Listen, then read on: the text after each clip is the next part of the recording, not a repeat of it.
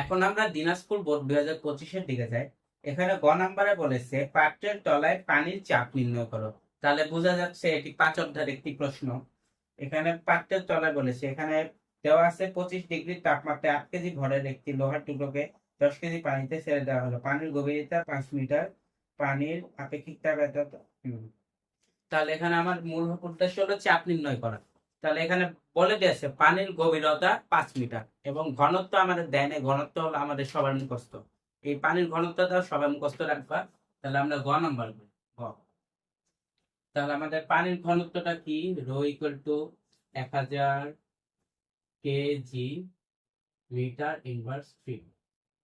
এটা হলো পানির ঘনত্ব। আর গভীরতা আমাদের দেওয়া আছে এইচ ইকুয়াল টু 5 মিটার এবং অভিকর্ষ ত্বরণটা আমাদের মুখস্থ g equal to 9.8 metre per second inverse 2। এই অংশটুকু আমাদের মুখস্থ। তাহলে আমরা জানি চাপ কত? চাপ p equal to h rho g. তাহলে আমরা মান বসাই দিই। এইচ এর মান হলো 5 ইন্টু রো হলো 1000, 9.8। যত হবে তত প্যাসকেল। চাপের একক প্যাসকেল বা নিউটন মিটার ইনভার্স 4900। 900 না, না, 39,000 প্যাসকেল এবং 10 ওজন 39,000 প্যাসকেল। তাহলে আমাদের শেষ। আমরা দেখবো পাতের তলায় পানির চাপ 49,000 প্যাসকেল। গ নাম্বারটা আমাদের শেষ। এখন আমরা ঘ নাম্বারে যাই।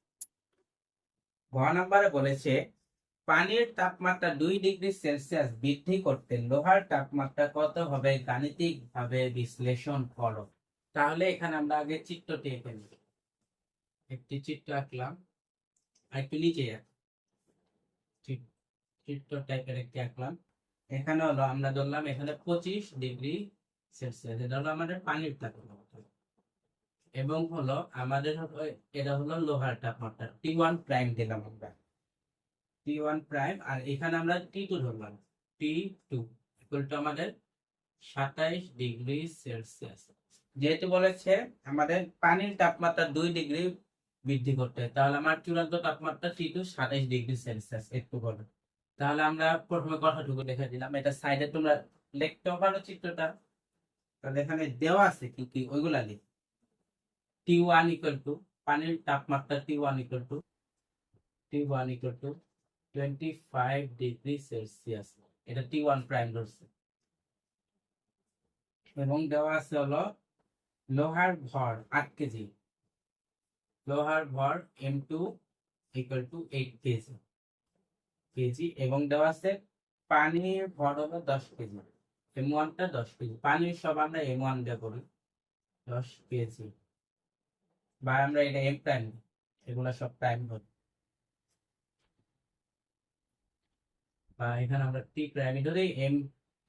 এম প্রাইমটা 8 কেজি। আর দেওয়া আছে হলো আমাদের পানির আপেক্ষিক তাপ এবং লোহার আপেক্ষিক তাপ। তাহলে পানিরটা হলো আমরা S1 ধরি, লোহারটা S2।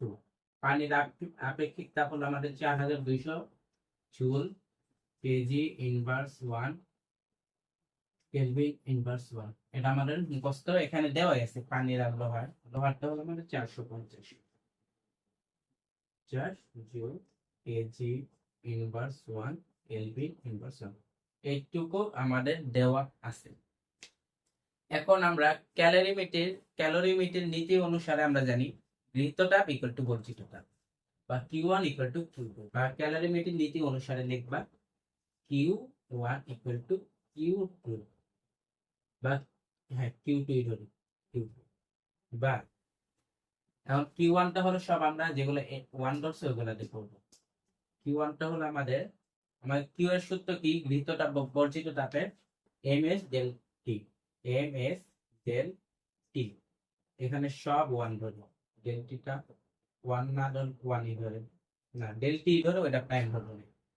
Q2 M2 S2 del টিটা প্রাইম, এখানে প্রাইম ধরবো না। বা m এর মানটা কত আমাদের? M1 হলো 10 কেজি। 10 ইন্টু এসটা হলো পানির আপেক্ষিক 4200 ইন্টু টি। ডেল্টা টি, ডেল্টা টি হবে হলো আমাদের পানির ক্ষেত্রে বড়টা বিয়োগ ছোটটা। যেহেতু তাপমাত্রা ওইখানে বৃদ্ধি পাবে, তাহলে 27 মাইনাস 25, 27 মাইনাস 25, বা আমাদের ডেলটি ডাইরেক্টলি দেওয়া আছে আমাদের 2 ডিগ্রি বৃদ্ধি করলে, তাহলে তোমরা এখানে টি2টা ধরো খালি টি2ই ধরলা, আমরা এখানে লিখে দিব delta T equal to delta T equal to 2 degree Celsius equal to 2 kelvin. এভাবে লিখলে হয়, যেহেতু প্রশ্নে আমার উল্লেখ করে দিয়েছে, এখানে না যোগ করার থেকে এখানে লিখলে হবে, বা আমরা ডাইরেক্ট 2 দিয়ে গুণ করে 2 দিয়ে। আর M2টা হলো আমাদের 8 কেজি, এম প্রাইম করছে, ঠিক আছে, প্রাইমই লিখি। এম প্রাইমটা হলো 8 কেজি ইন্টু S2টা হলো লোহার 450 ইন্টু ডেল টি প্রাইম। এখন হলো এটা লোহার, এটা আর এটা, এই দুটার মধ্যে বেশি গুণ হয়।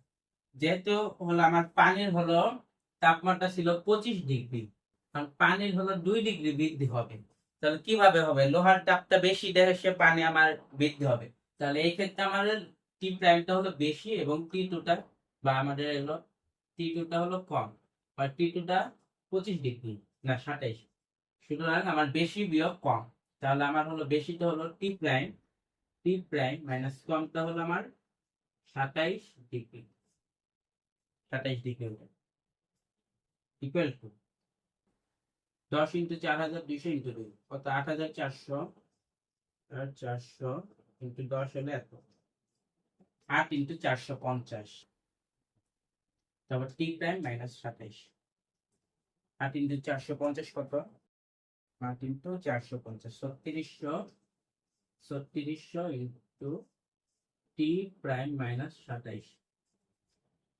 তাহলে ওইটা একই থাকবে, এটা আমরা লিখবো না, 3600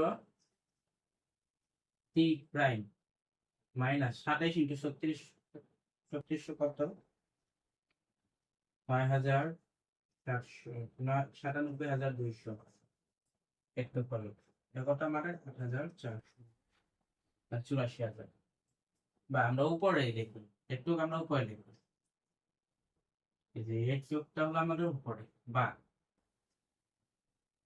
কত, এখানে 84,000 প্লাস এখানে 97,200 মাইনাস আছে প্লাস 97,200 যেহেতু আমাদের 3600 টি প্রাইম, 3600 টি প্রাইম, আমার এখানে মূল উদ্দেশ্য টি প্রাইম বের করা, বা এটা প্লাস আমাদের 84,000, 1,81,200, 1,81,200, 1,81,200 একটু 3600 টি প্রাইম, সুতরাং t prime equal to 1,81,200 divided by 3600, এই পাশে হলো আমাদের গুণ অবস্থা আছে, এই পাশে গেলে ভাগ, এটা থেকে এত ভাগ, আমরা এটা উল্টায় লিখছি বা এখানে বাই, সুতরাং টি প্রাইম ইকুয়াল টু, এটা আমাদের 3600 ভাগ করব, ভাগ করলে আমাদের আসে হলো 50.33 ইন্টু 50.33 ডিগ্রি সেলসিয়াস। তাহলে আমরা সুতরাং মন্তব্যটা লিখবো, পানির তাপমাত্রা 2 ডিগ্রি বৃদ্ধি করতে হলে লোহার তাপমাত্রা 50.33 ডিগ্রি সেলসিয়াস হতে হবে। হ্যাঁ,